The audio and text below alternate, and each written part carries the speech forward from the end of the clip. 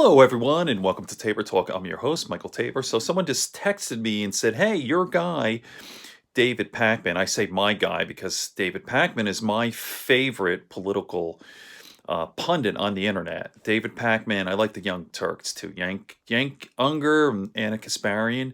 Kasparian, is that her name? I think they're awesome too. But David Pakman is my number one guy.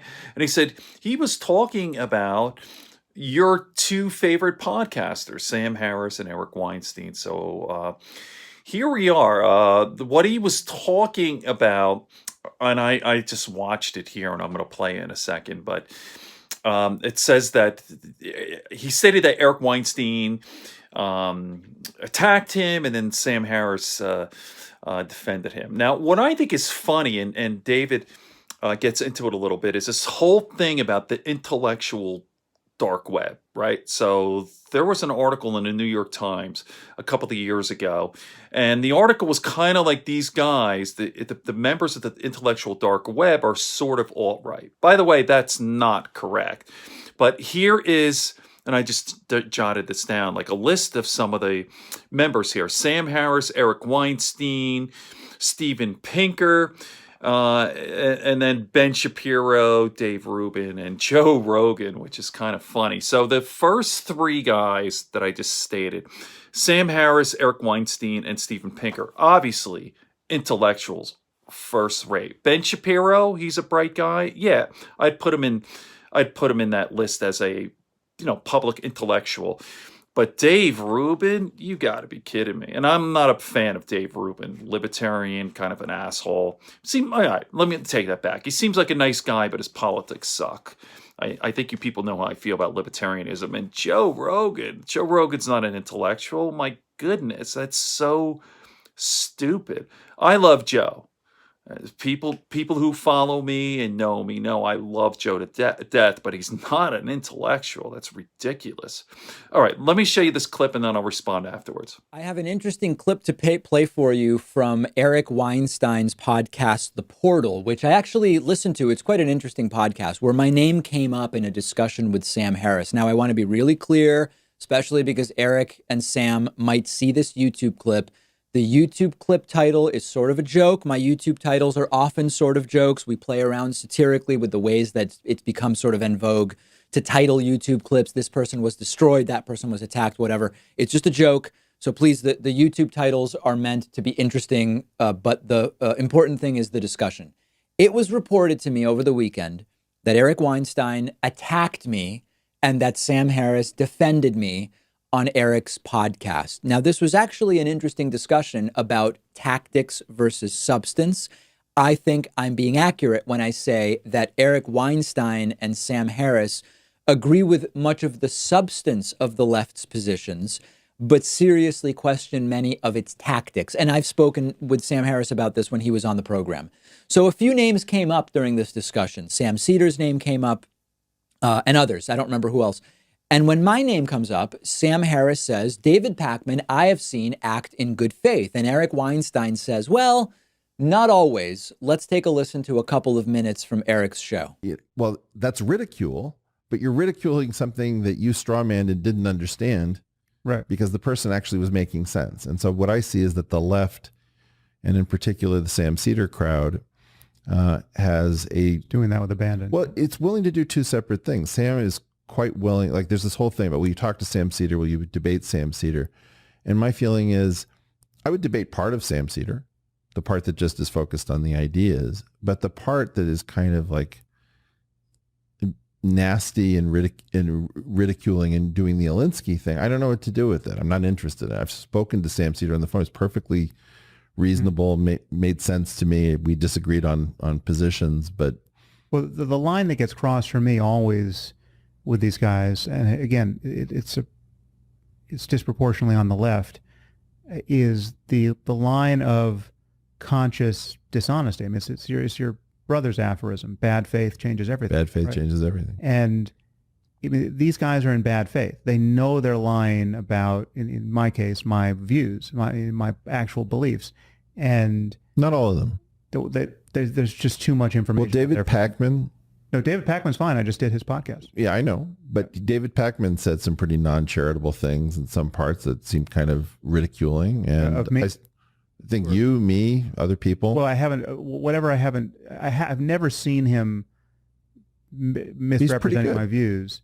And I think that, I don't know him. I just did his podcast once, but he seems like somebody who, if I said, listen, you got me wrong here, that would matter. And he would make an effort to get me, and that's get the me thing, right. which is the problem that we have increasingly is that the tactics that are being used in what are called progressive circles have been confused with the content. So that is the objection to the vehicle, which might be Saul Alinsky's rules for radicals, Which is conflated is with a the totally payload. unethical program for smearing people dishonestly. Well, Being non-charitable, I actually don't think is objectively a problem. I start from a position of charity, and I think we all should when we analyze or critique something. But if we find a reason why someone maybe doesn't deserve our fullest charity, we can retract that charity in good faith. That can still be a good faith action. We don't have to endlessly steelman every false notion that we hear come out of anybody's mouth once we have a better systemic or holistic assessment of their character and whether they act in good faith or bad faith. But that's not really the issue here. Now, Sam Harris asks whether I said things ridiculing him. And of course, the answer is no. What Eric Weinstein is referring to is a clip where I talked generally about the intellectual dark web. And I said, it is not as intellectual as they may want you to think. And I got dozens of emails from people saying, David, are you saying Sam Harris isn't an intellectual? Each time I would answer calmly and clearly, I'm not saying that Sam Harris isn't an intellectual. What I am saying is that there is less intellectualism in the intellectual dark web than they as a loosely organized group might want you to think. And that doesn't just refer to the stars of the IDW, but it also refers to a lot of the followers as well. Now, here's an example, just to be thorough, of when someone would ask me, very concerned, David, were you talking about Sam Harris not being an intellectual? Here's just one example of that coming up and me responding. Hey, David. I just listened to your take on the pseudo-intellectualism, and I agree with most of those folks that were named in that article, but Sam Harris, really? I don't understand how he's a pseudo-intellectual. Is it because he offends numerous people when he claims that the ideas of Christianity and Islam are completely foolish and stupid? That's the only thing I could think of. Other than that, I'm lost. Help me out, David. I'll talk to you later. So listen, I mentioned Sam Harris once in yesterday's story, merely in that he was mentioned in a New York Times article called The Intellectual Dark Web by Barry Weiss. I mentioned Sam Harris's name and a number of other names only insofar as I was telling you about the article that sort of got me thinking about the story I did yesterday. I never said yesterday that Sam Harris is not an intellectual.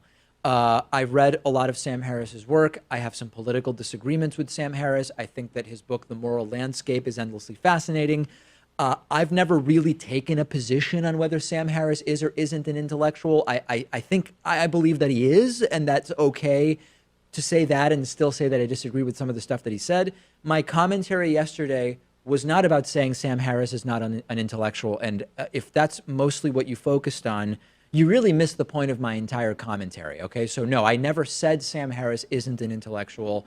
I mentioned his name yesterday in passing as one of many 5, 6, 7 different people that were mentioned by Barry Weiss. I think Steven Pinker was mentioned. I'm not saying Steven Pinker is not an intellectual. The commentary was about the environment in which pseudo-intellectualism and faux intellectualism is sort of welcomed and embraced by people, rather than about saying who is or isn't on the list of intellectuals. Now, it is true that, for example, Dave Rubin is not an intellectual. You can agree or disagree with the sort of libertarian small government talking points that Dave Rubin has adopted over the last couple of years. But Dave Rubin is not an intellectual, and I think that that is a perfectly reasonable thing to say. It's not an attack on anybody. It's just I don't even think Dave Rubin would say, although I don't know, that he is an intellectual. What Eric is referring to, and I've spoken to Eric personally about this, is that my comments at the time were probably general enough that somebody who doesn't know me, and Eric didn't know me at the time, and I didn't know Eric at the time, someone could interpret what I was saying to mean that there are no intellectuals in the intellectual dark web. That is, of course, now very clearly not what I meant. But much of the story was actually about the pseudo-intellectualism in the audiences of the IDW movement, to the extent that those exist, not about the members themselves. This is a totally different conversation. Now, at the same time, this is a critique I've made about people who read, Bill O'Reilly's pop history books and read nothing else and think they are now informed historians because they read Bill O'Reilly's take on Abraham Lincoln or whatever. It is a different story, and it is a story about the ways in which the messages from, doesn't matter who it is, and I'm not equating Sam Harris to Bill O'Reilly, believe me. It is a story about the followers, which is a very interesting one, actually, that I think deserves a lot of examination. So the fair critique of me, based on what Eric is saying, is David Pakman wasn't clear or precise enough when I made my initial commentary about the intellectual dark web. These commentaries, by the way, at this point are roughly 2 years old. I looked for my IDW critiques that Eric was referring to, and I found a clip from May of 2018, which maybe is the one. Maybe they're even older. I don't know. So I know what Eric is referring to. Eric and I have had nice conversations. We've been talking about maybe getting him on the David Pakman show, me being on his show if I'm in LA at some point. I have proposed some dates to Eric for being on with me. I have not heard back, but it's still something I'm interested in. I think most of my audience knows that even if you disagree with me on my conclusions, I am a good faith actor who simply calls things like I see them, and I am not deliberately dishonest. So I'm fine with this discussion that took place, and I think everybody was reasonably respectful, although I simply disagree with the characterization of what Eric said about my previous comments. All right, so there you go. And David Pakman, and how amazing. I love David Pakman. He's just so good. He's smart and reasonable. And as he stated, always acting in good faith. There's a reason why I love the guy so much. So anyway, just to finish up here about this whole silly group, the intellectual dark web. And by the way, except for, Ben Shapiro is hard right, conservative, and Dave Rubin is libertarian, but the other guys are not. Sam Harris is a liberal, essentially, right? Sam Harris is a centrist, really. I'm a centrist myself. So same with Eric Weinstein. These are liberal guys. Steven Pinker these guys are not alt-right, a Republican, and even Joe Rogan. Joe Rogan is center left, right? I mean, the whole thing with these freaking labels is so stupid. All right. The intellectual dark web. Actually, Joe Rogan jokes around with it. He calls it the intellectual dork web. And he goes, leave me the fuck out of there. And Joe doesn't belong in that. That's so stupid. All right. Good friends, good books, and a sleepy conscience, peace, love, and understanding here on Tabor Talk.